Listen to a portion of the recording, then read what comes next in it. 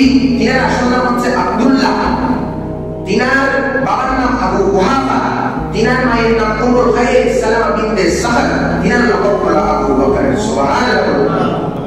কাকার জন্য বলছি, যদিও আপনারা জানেন তিনি যখন ছোট অবস্থায় ছিলেন তখন তিনার বাবা আবু কুহাফা তিনাকে ধরে মূর্তির ঘরে ঢুকিয়ে দিলেন।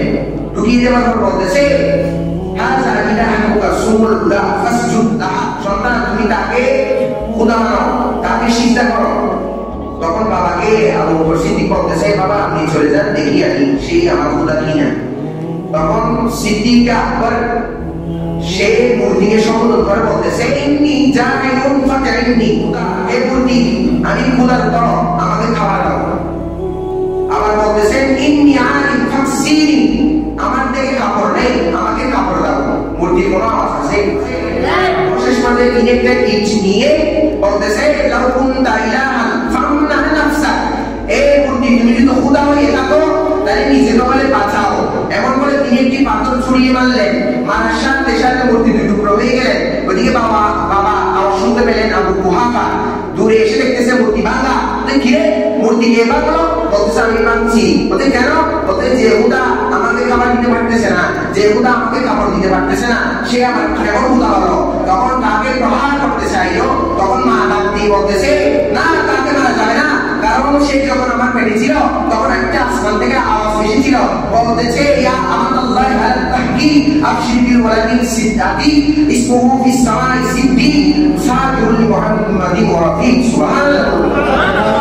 আমাতুল্লাহ আল তাহকিক, এই পবিত্র রমণী, তোমার পেটের মধ্যে যে সন্তান রয়েছে সে নাজাত প্রাপ্ত, সে জাহান্নামের আগুন থেকে পরিত্রাণ প্রাপ্ত।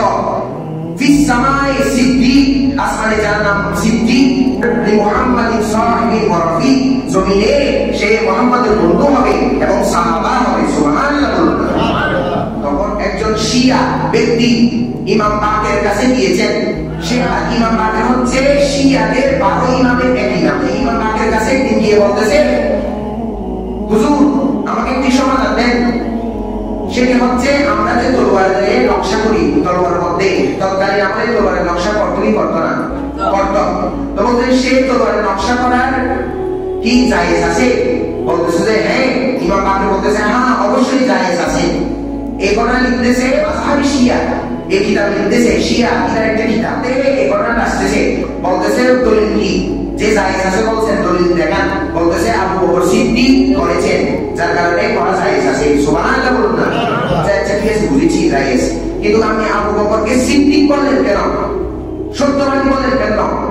কিনার নাম তো এখন আবু বকর না, আমি তাকে সিদ্দিক বললেন যে তিনি চুপ লাল করে ফেলেছেন। ইমাম বাকের মধ্যে কি তুমি তাকে সিদ্দিক মানবে না? বলতে খবরদার, ফামান লাম ইয়াকুল লাহু সিদ্দিক ফালা সাদাকাহু আল্লাহু কওলান ফিদ দুনিয়া ওয়ালা ফিল আখিরাহ, যে ব্যক্তি আবু বকরকে সিদ্দিক মনে করবে না, আল্লাহ তার কথা দুনিয়াতেও সত্য মনে করবে না, আখিরাতেও সত্য মনে করবে না। সুবহানাল্লাহ।